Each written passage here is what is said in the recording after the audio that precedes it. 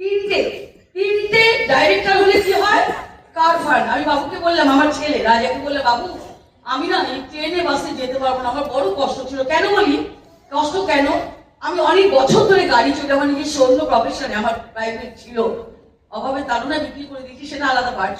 কিন্তু ট্রেনে বাসে আমি যেতে পারছি না, তাই আমার তিনটে ডাইরেক্টর তোমাকে করতেই হবে। আমি আমার প্ল্যান বুঝতাম না। থ্যাংক ইউ পম্পা, বারবার পম্পাকে কথা বলি কেন, পম্পা বলছে কাকিমা তোমাকে তিনটে ডাইরেক্টর করলে তুমি এসিডি হয়ে যাবে, সিনিয়র এক্সিকিউটিভ ডাইরেক্টর, তুমি কারখান থেকে গাড়ি নিয়ে নেবে, তাহলে তোমার কিছু কষ্ট।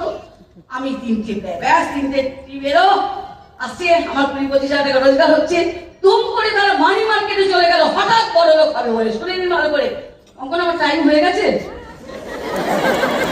মানি মার্কেটে চলে গেল একটা টিম, তাহলে আমার কার ফান্ডে আমার হলো না, হাওয়া করে কাঁদলাম, বালিশ ভেজালাম।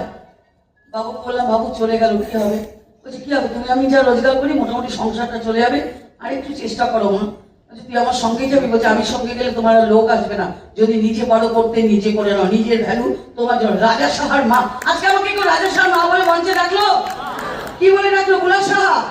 Thank you Kankana madam, thank you ওদিকের ম্যানেজমেন্ট, যে আমার আইডেন্টিফিকেশন কোনো ছেলের নামে হয়নি, কোনো স্বামীর নামে হয়নি, কোনো আত্মীয়র নামে হয়নি।